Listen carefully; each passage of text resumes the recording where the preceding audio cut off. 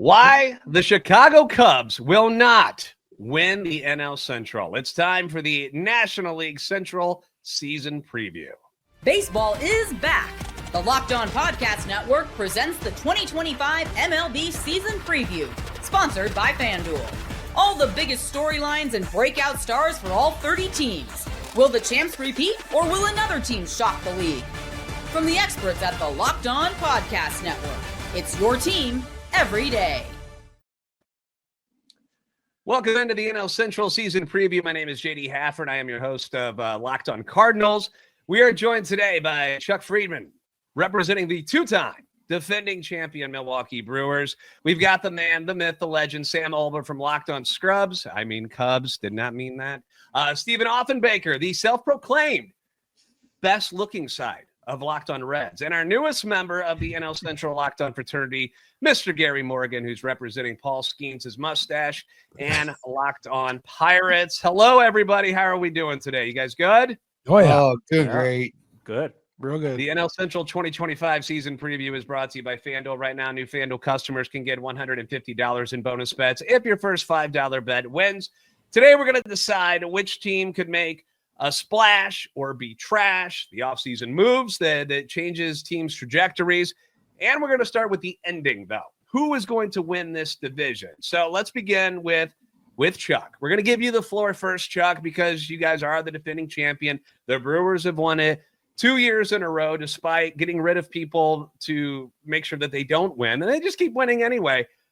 Are they going to take it again, Chuck? Or does someone else in this particular division make you nervous in 2025? You know, the last couple of years, I've picked other teams other than the Milwaukee Brewers, and the Brewers ended up winning this division. I mean, last year, I didn't see them winning 93 games, and I picked the Reds. And this year, I'm going to have to stick with the Brewers until they tell me otherwise. I know they took some hits in the offseason, lost Devin Williams, Willie Adames, but I still think they're going to win this division. I was thinking maybe the Cubs, but and they had a better offseason than the Brewers. But until I'm proven otherwise, I think the Brewers do so many things right. Defensively, they're so really good. Again, high baseball IQ. Pat Murphy did a wonderful job. Will they win 93? I don't think they'll get to that mark, but I still think they're going to win the division. A lot of people have the Cubs favored in this division. Sam, do you agree with Chuck? You know, are the Brewers the favorite until someone knocks them off, or are the Cubs coming in? I think the Cubs are the correct favorite on paper. But as I've said on our show many times, like Chuck said, the Brewers, it just feels like the Brewers have something that the Cubs don't have, which is just knowing how to win close games, being really good on the margins, despite who the manager is, despite who the closer is and whatnot. So until I see them struggle, until I see it out on the field, I can't be sure that the Cubs are the true favorites. But if you were to ask me who I would have to pick based off of the Cubs offseason and what they did and some of the guys that they brought in, I do think they have the slight edge, but still very concerned about the team up north. Reds dealt with a lot of injuries last year, Steven. This year, you get your boy Matt McClain back. How are you guys feeling in Cincinnati? Are you gonna take this division from Milwaukee? It could go a lot of different directions. The thing with Milwaukee is they're in the Reds' heads. And until the Reds just actually prove and learn and demonstrate that they can beat Milwaukee, I'm very hard-pressed to just say, yes, the Reds are going to be better. They're going to win this division. I think it's a three-horse race in this division. It's Milwaukee, Chicago, Cincinnati. Injuries are going to play a large part in that, how the season plays out. On paper, you look at these three teams, you know, it's half dozen of one, six or the other. I think all of the teams did a little bit in the offseason to stabilize things, and it's going to be a fun race. In the Central, 85 to 87 wins might get it done. What about the Pirates? Paul Skenes, obviously a very exciting talent, a lot of youth in Pittsburgh. Again, are you in agreement that it's a three-headed race here in the division, Gary? I mean, I think it's a four-team race. I think the Cardinals are the only ones not in it, and willingly. Milwaukee, to me, is the Tampa Bay. Milwaukee, to me, is the Tampa Bay Rays of this division. They know how to sell and when to sell, and they do it wisely, and they've done a great job of recouping their losses year after year, and they continue to defy me. I haven't seen them as a winner the last half decade, and they keep doing it. On paper, I agree the Cubs should win, but I'll give it to the Brewers, I think. All right. I kind of feel the same way, man. Until the Brewers get knocked off, it's hard to bet against them. But yeah, when it comes to exciting offseason moves, Cubs obviously take the cake in the division. The Cardinals, for me, they're just kind of hanging around. There's nothing exciting about them. There's a chance for sure that they could finish last place again. It's hard to believe they'd be that unsuccessful because last year with so many issues with Arenado and Goldie having down years and Gorman and Walker not being a part of the everyday roster, and they were still able to have a winning record last year is a little bit shocking when you go back to look at it. But in no way, shape, or form am I expecting them to take this division. I would put it between Milwaukee and Chicago as well. We're going to move on to over/under win totals for each team. I know, Steve, you started kind of talking about that. I want to give Gary a chance to start this one off, though. What's your win total in Pittsburgh this year? Considering, it's the Pirates and things are normally very difficult for Pittsburgh.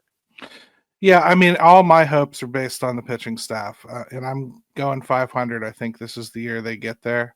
They've had a couple 76 years in a row. I see them getting to that 500 mark this year, the full season of that staff. All right, a 500 record in Pittsburgh. All right, Steve, you were already talking about win totals yourself. Where do you see the Reds when healthy, which is obviously a big deal for all of our teams, but when healthy, how do you see the Reds panning out? This is probably an 84, 85 win team if everybody stays healthy. And then you factor in the Tito Francona factor and the fact that I think he's just going to be better at managing baseball games than David Bell was. This team could stumble its way into 87, 88 wins. And I think that's going to be a number that probably wins the division. So for me, with the Reds, improved rotation, improved bullpen, stabilized position players with the return of guys like you mentioned, Matt McClain. This is a 85 win team that can stumble into a division win with a couple good bounces. Sam, you got the Cubs, man. They're picked to win the division. How high can the ceiling get? What's your win total this year? Yeah, FanDuel's got it at 86.5, which I think is a pretty good number. Back-to-back years, they finished at 83, but very different journeys. 2 years ago, it was an underachieving group that played better than their record. It felt like David Ross, they were missing something. Last year, they just didn't get repeat performances out of Bellinger and the catching position and things like that, so that was probably more accurate. I'd say slight over. I'll go 88 and 74. I think that's where I'll go with the Cubs. Chuck, you mentioned, will the Brewers win as many games as last year? You didn't think that was likely. Where do you see them falling at if they have a normal Milwaukee season for you? First of all, Gary picking the Milwaukee Brewers 2 minutes into this podcast instantly became my favorite Locked On Pirates host of all time. Gary, I appreciate that. I will say it's 87. Kissing up to the new guy already. That's shameful. We won't let this stand. But again, the Pirates will be in first place for like a day in April, and everybody will get excited about them when they're 10-9. And everybody, wow, the Pirates, here we go.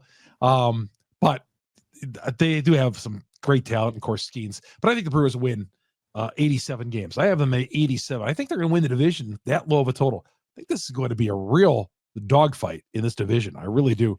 And I'll take 87. Their over and under is like 76.5, I want to say. But I think they'll exceed that again this year, but they won't get to 90 wins. Not a lot of people expecting much from the Cardinals. Most people are picking them around like 77 wins. And I think they'll be better than that, but they're not.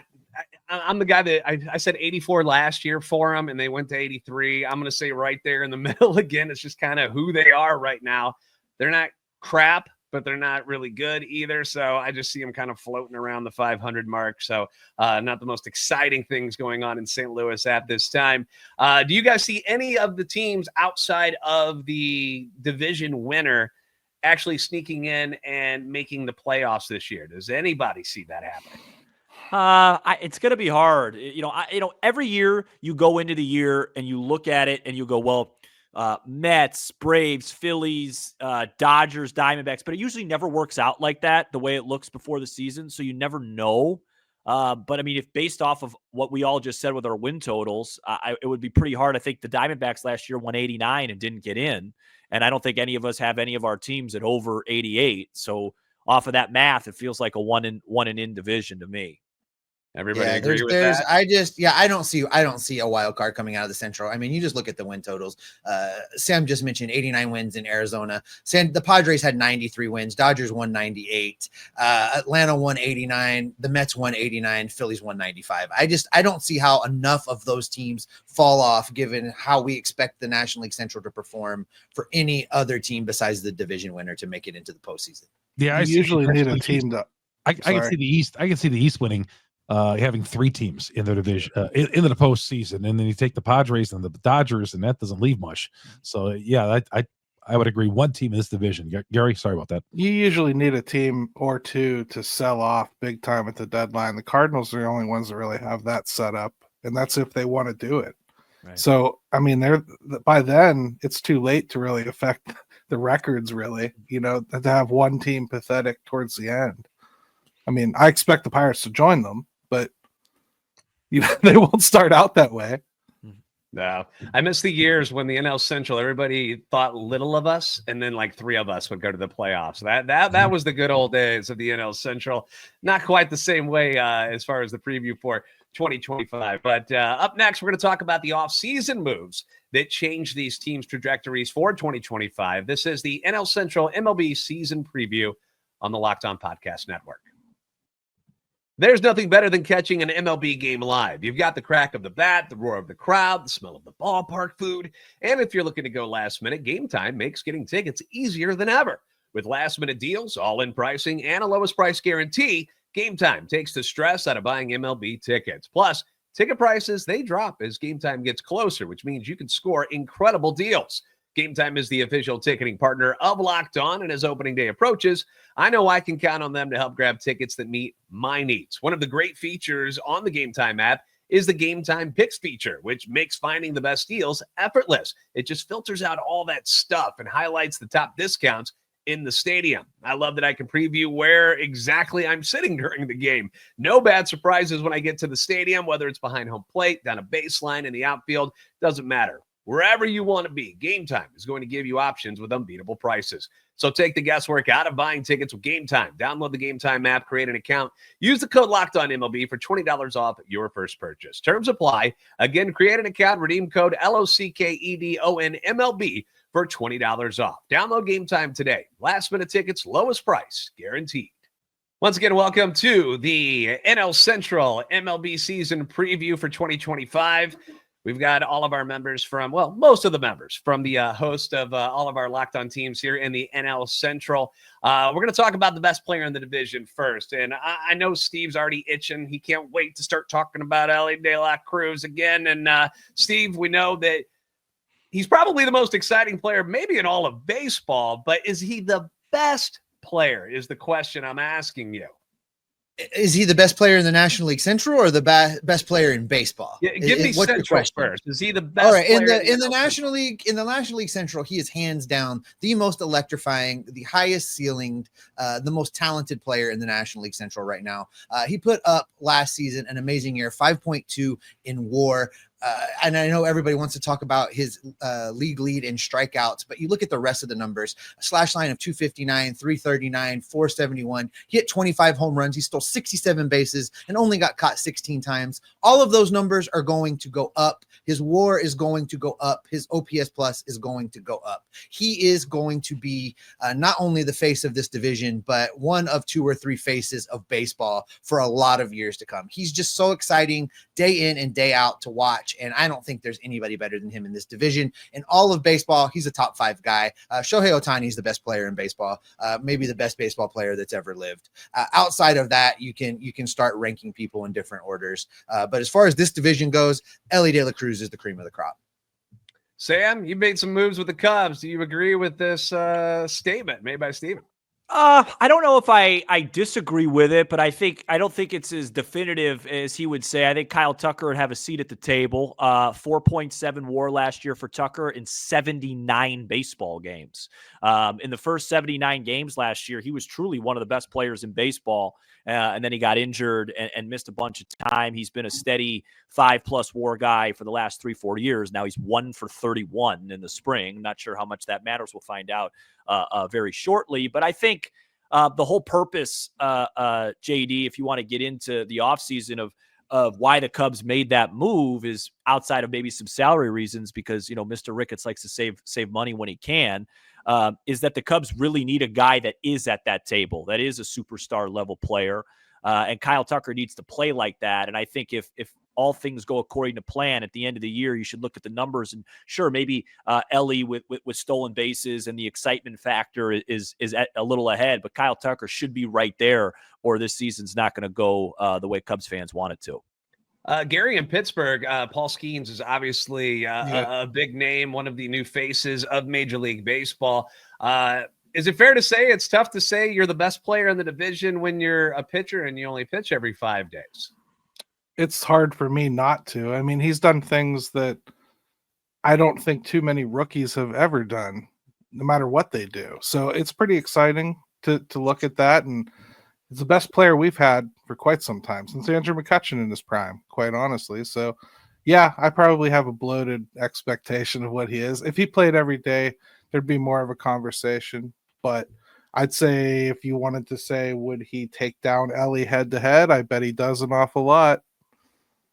I'm excited to see that matchup. I can't wait to check back in. I can't wait to check back in on that at the end of the year. I actually was going to say Skenes is in the conversation too, man. I mean, that guy, we faced him every time we play the Pirates. It seems like we face him twice, and it's impossible. But he's up there. Yeah, I will say Paul Skenes had me tuning in to Pirates games just to see him pitch. And if you're doing that as a player, as a pitcher in baseball, you are definitely at least worthy of being in the conversation.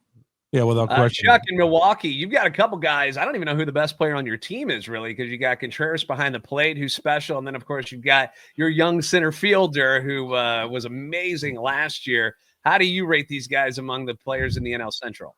Jackson Chourio, who just turned 21 in spring training. They're touting him as an MVP candidate already. I'm not going to put that much on him, but he came up with a lot of big moments. And at one point, he was one of the best hitters in the National League. Got off to a slow start last year, but he was up in a lot of big moments and delivered for this team. A lot of big moments. So I think he's going to take that. I'm curious to see if he's going to take that next level up in his game. And I think he is going to be. I think Elly De La Cruz, obviously, Elly's going to be right there. My 12-year-old, anytime he steals a base and goes head first, he'll tell me after the game, Dad, I was like Elly out there. And I said, we're living in Milwaukee. You can't be talking about Elly De La Cruz. And Paul Skenes, I saw him pitch a no-hitter here. Yeah, he does. He wants a Reds jersey. He's not going to get it, Steve. I'm putting one in the mail. It's coming. He was for Brewers country. None of that. So I think that's where I think Jackson Chourio challenges. But we get some really good talent. Tucker, I think that was a great addition for the Cubs. I mean, I think Tucker's fantastic. So all four of those names, I think they're great candidates, and I think they're the four best players in the entire division. Yeah, there's just a buzz when you're not only watching TV, but at a game where the Reds are playing and Elly's playing. There's just a buzz because you never know really what you're going to see. And it's usually something pretty darn exciting because he can do it in so many different ways. So hard to argue with Elly being the best player in the division as of right now. Off-season moves, though. Who won the offseason? Usually it doesn't really matter at the end of things because everybody cracks up at the people who go and pay a bunch of money, and then sometimes it doesn't work out, like the Mets a couple years ago. But Sam, the Cubs added Tucker, a monster big bat this season. Is that the biggest move in the division, or does Steve have an argument about the biggest move when it comes to his new manager? What do you think, Sam? Well, I last year talked about the new manager addition, and it didn't work out great. So I would like to probably say we're going to go with the player on this one. But look, the Tucker thing is interesting, right? Because you trade Paredes, who is a third baseman that's much more of a fit to hit in Houston with the Crawford boxes over there than he was at Wrigley. You trade Cam Smith, who is one of the Cubs' top prospects, who, by the way, might make the Astros opening day roster. He's been the best hitter in spring. And really, indirectly, you also traded Bellinger as well because they cleared out salary with Bellinger to bring in money. They saved money on the move and got Kyle Tucker. I feel like having a perennial all-star type guy like Tucker, with the way the Cubs bats disappeared in the middle of the year last year, probably is the biggest move in the division. But I'm not hostile. We haven't won this division in a long time. I'm open to anybody's critiques. Well, Steve, you got Tito Francona there. All he does is win, and the vibes around camp, obviously, when you see interviews and such, it's different. The players are reacting differently than the way they were when David Bell was there. How big a difference is Tito? And is he actually a bigger deal having him in the dugout for you guys than anybody you could have put on the field? I look at this two ways. I think Sam is right. When you're looking at the single biggest move of the division, you're going to look at that Tucker deal and that swing. That's the biggest swing of the offseason of anybody in the division. The Cubs did that. Which team got the most improved in the offseason? The offseason moves that make the most difference in totality. The Reds did more to make their team better than the Cubs did. Terry Francona starts that off. Francona is going to manage this team differently. He is not afraid to hold these young superstars in the making, or in Elly's case, superstars already. He's not afraid to hold them accountable. His first week on the job, he flew down to the Dominican and met with Elly and asked him straight out, do you want to be held accountable? And Elly's answer to him was, I want to be the best player in baseball. Terry Francona is going to make that happen. Terry Francona is going to be good for just by himself, 5 or 6 extra wins. I'm pretty certain that David Bell would have cost this team. So when you take the young talent, when you take the guys coming back from injury, and you take a guy that's finally ready to hold them accountable and not worried about being their friend, and the only thing he cares about is winning a World Series, this team is primed. And Terry Francona is the guy with his finger on the button that's going to make it all go. And I love him being brought in as the manager of this ball club at this time. I want to get your votes. Gary, who do you vote for? Biggest move in the division? Was it hiring Francona or getting Tucker in Chicago? Kyle Tucker, because I'm too upset that the Pirates chose not to go after Francona. All right. Chuck, what do you think? Tucker or Francona? Who are you voting for? Yeah, that's a tough one. I always think it's the Jimmys and Joes that make this thing, and that's the players. I think Tucker's a big addition. Francona's one, obviously, everywhere he's gone. And there's only a couple of, probably a handful of managers in baseball history who I think are difference makers. And I think Francona is one of those, but I still like the Tucker move with the Cubs. The Brewers, we talk about improvements. JD, you and I set this one out because our teams did nothing in the offseason. We got Brewers. Hey, got bite your tongue. Phil Maton is wearing a Cardinals uniform, baby. Okay. We got Quintana for $5 million, which is a very Brewer-like move. But he will pitch well against the Cubs, Chuck. I promise you. Well, he's going to play for everybody in this division. Right? Yeah, the Reds are the only one left out of the Jose Quintana family, right? Well, the Reds are what we're used to saying around here is there's always next year. Yep. There's always next year to get you some Quintana in you.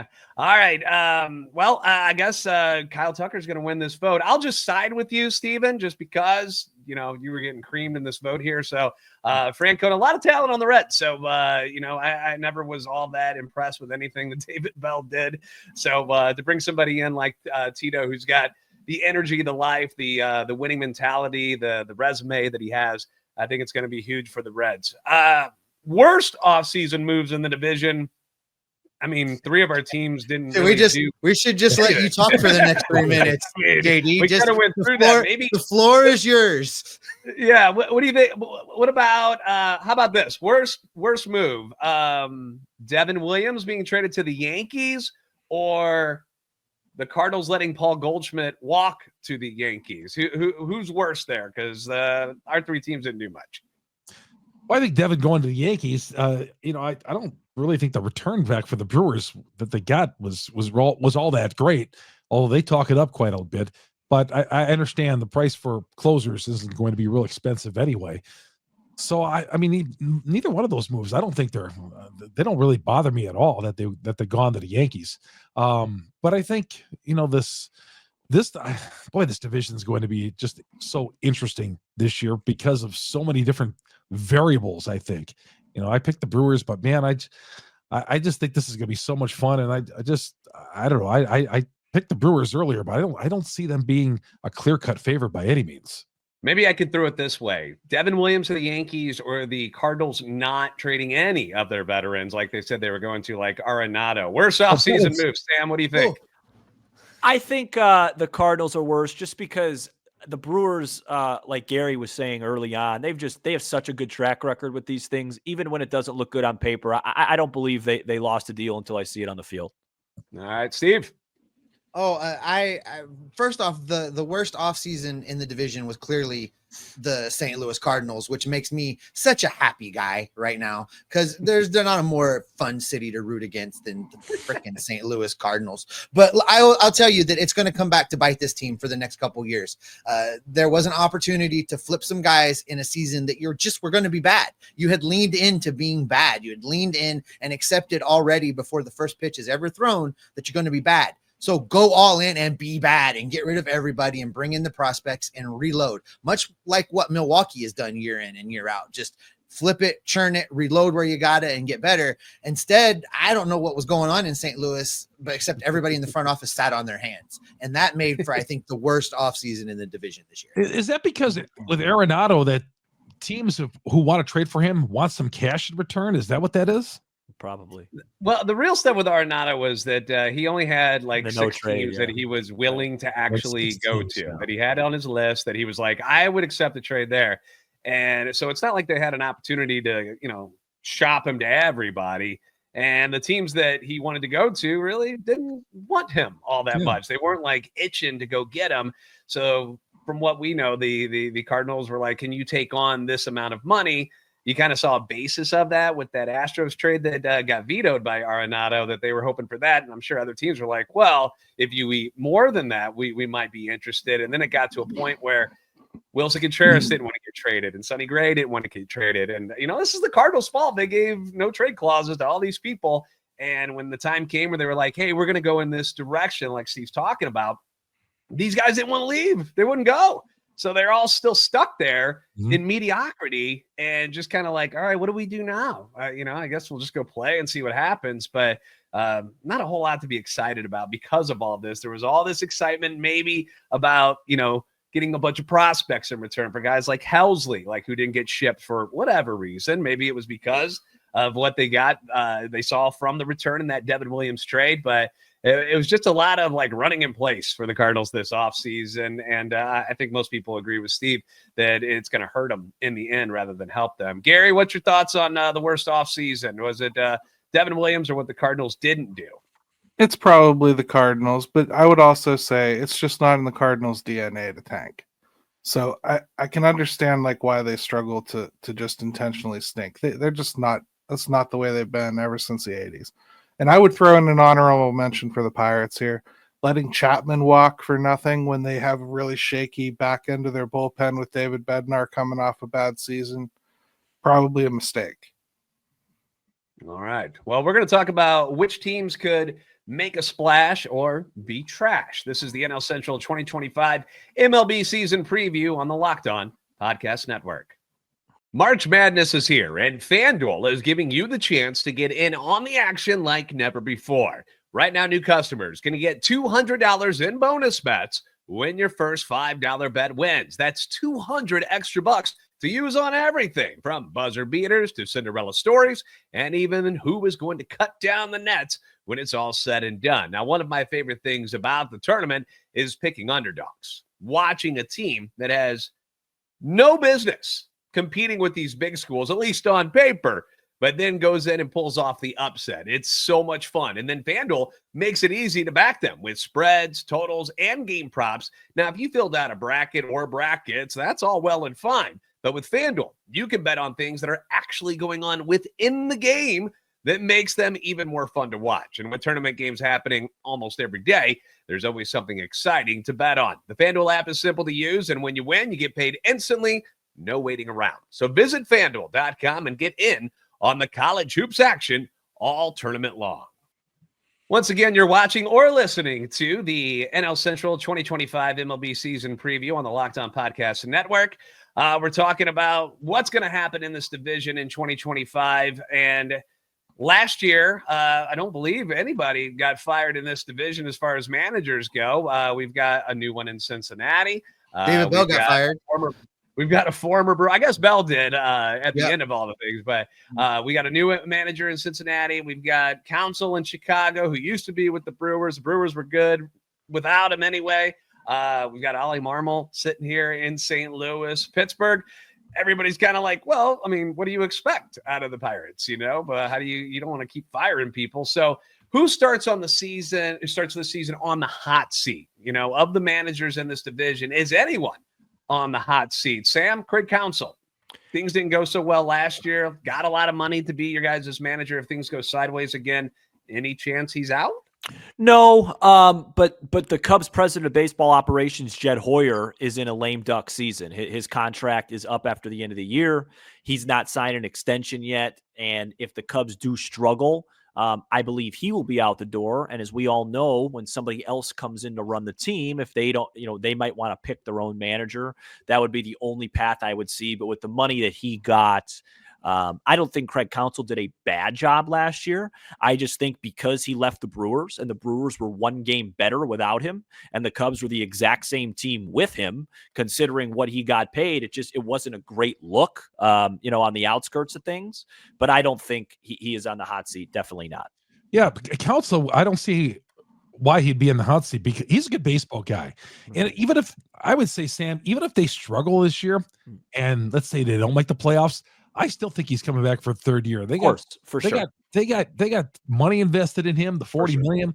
I just think that would be pulling the plug too quickly on a good, because if he would get fired, I think he'd have a job the next day. I will say it just because I don't want my listeners to get frustrated. 0% chance Craig Counsell hot seat. Okay, I want to emphasize that. Yeah. Yeah, I don't think there's a lot of guys that end in this division that maybe here's the thing. How about Marmol? That's what I would say. He's John Mozeliak's boy, and it's kind of ride or die. You're getting them as the duo, and yes, John Mozeliak is out after this season, and Chaim Bloom is taking over. But I don't think Ollie's in danger of being fired this season before that actually takes place. Tito's new in Cincinnati, nothing to worry there. Derek Shelton, anything for Pittsburgh? Yeah, he's on the hot seat. He should be. I mean, 5 straight losing seasons, even if 4 of them were intentional. Sorry. You can't wipe that stink away. I mean, he's a starter coach. They probably held on to him a year too long already. All right. Which team could win 80 games or 60 games, and you wouldn't be surprised? So if somebody who's kind of like a wild card, you're not really sure what you're going to get. I want to start with you, Gary, because, as we've mentioned, a lot of seasons, the Pirates will start off, and you're kind of like, ooh, here they go. Is this going to be their year? And then things start to tail off. Are they going to be similar to that again this year, you think? No, I think we'll see them kind of like regulate themselves out. I really do see a 500 year from them, which is going to be a lot of ups and downs, nothing consistent. I think they're going to struggle to find their footing. And you're living on one side of the ball. It's all about the pitching. They're going to win a lot of 2-1 games, 3-2 games. That's how their formula is going to have to work. So, Steven, the Reds, underachieved last year. Let's just be honest. Injuries were a big part of that. But is that something that, are you nervous at all that the bottom could fall out again on the Reds this year? No, I think they'll be at a bare minimum with a lot of things going wrong, a 500 team. Again, I really think they can challenge their way into fighting to win this division. You asked the question, who could win 60 or 80, just depending. And I hate to say it, and that's you guys. That's the St. Louis Cardinals, because you are the possessor of this devil magic that year in and year out sees this team do things that absolutely should not do, whether it's winning 14 or 15 games in a row to close out a season, or if it's players that you are ready to just give up on and say, they shouldn't even be in baseball coming out. Sonny Gray and Nolan Arenado have refused to leave, and they could be bad. They could be average, or they could have that devil magic and Sonny Gray wins a Cy Young and Nolan wins a Triple Crown, because that's how things work in St. Louis. Yeah, I mean, the bag's been a little empty of that devil magic recently, but I don't know. Brewers I hope that they can surprise some people. I would love to see what a healthy Wilson Contreras can do now that he's playing at first base. Does Nato have any juice left in the tank? We don't really know. It's been going down the wrong way for a couple of seasons, and they're relying on a lot of young guys this year. They're hoping that these prospects who were former first-round picks live up to expectations. Hasn't worked out not very much recently, though, with Nolan Gorman and Jordan Walker. It's been more disappointment than it has been anything good. Let's get some bold predictions here as we wrap things up. Not a win total, though. A bold prediction about something's going to go on with certain players. Let's start with you, Steven. What do you got? If Shohei Ohtani doesn't light up the world pitching this year, Elly De La Cruz will win the MVP. That's where I'm at. He'll be the MVP of the National League unless Shohei Ohtani has some kind of lights out pitching season as well as hitting season. But I think Elly takes the MVP. All right, Gary, you got a bold prediction for your Pirates? I think O'Neal Cruz has a 30-30 season. I think he finally comes all the way out. Fully back healthy after last year. I think a lot of last year was nursing that ankle back to health, and I think he can probably flick 30 balls over the fence at PNC Park. So, how's he adjusting to center field so far? Is he doing all right? He was resistant to it at first. He really likes it. His kid actually talked him into liking it. So, I mean, he seems to be really into it now. All right, Sam, bold prediction. Cubbies, what do you got? Firstly, I just want to quickly ask, JD, did you do an episode of Celebration when Kyle Hendricks signed with the Angels? And was I did. Okay. Just want to make sure. I couldn't wait to see him get out of the division. Those bastards last year brought him. Remember when there was a game in St. Louis? He wasn't even supposed to start, and everybody's like, all right, no Kyle. And then he had to come out of the bullpen because an injury happened, and he ends up just shutting him down again. I was more than happy to see him go west. My bold prediction. We know we're going to play the Angels in the second series, so we know we're going to get Kyle Hendricks in our butts again. Well, I have a theory that there's two Kyle Hendricks because I feel like he's always in the series against the Brewers too, and I'm like, wait, he just pitched. How is he pitching again? So, Sam, is there two? Was there two of those? Just one guy, one of my all-time favorites. But my bold prediction, I would say, is just I think Pete Crow Armstrong has a really big year too. And I think he becomes an all-star and a name in this division we're talking about when we do this preview next year. Yeah, a lot of speed, a lot of athleticism. Good player. What about in Milwaukee, Chuck? What's your bold prediction? I think Rhys Hoskins is going to have a big year at first base. Contract year, 35 home runs. Ooh. And I'll say this, too. Back in this last segment, we're talking about 80 or 60. And Sam kind of alluded the Brewers have the magic dust. And that's what's been really carrying them the last couple of years, except for the postseason. Can that train? I could see this team either winning 87 games or in the 70s. They had a lot of things that went right for them last year. A lot of things went right. And they didn't do a lot to improve this team. Their third base is a big hole right now. So wouldn't surprise me, 78 wins, but I think Rhys is going to hit 35 dingers this year. Rhys, a guy that you didn't even want, Chuck. We've discussed him multiple times on crossovers. The guy you were eager to move on from. I want a Goldschmidt here. Yeah. Rhys having a good spring, though, too. My bold prediction, I'm going to go with Wilson Contreras, who we only saw him for half a season last year. Former Cubby, now first baseman. I'm going to say that among first basemen in the NL Central, Wilson Contreras ends up having the best offensive numbers and makes the all-star team in his first year as a first baseman with the St. Louis Cardinals. All right. Thank you guys, all of you, for being a part of this today. And for all the division previews for the 2025 MLB season preview, subscribe to Locked On MLB on YouTube or wherever you get your podcasts. For more on the Cardinals, the Cubs, the Brewers, the Reds, the Pirates, make sure you guys are subscribing to Locked On Pirates, Reds, Brewers, Cubs, and Cardinals on YouTube or wherever you get your podcasts. This part of the Locked On Podcast Network, your team every day. We'll see you next time.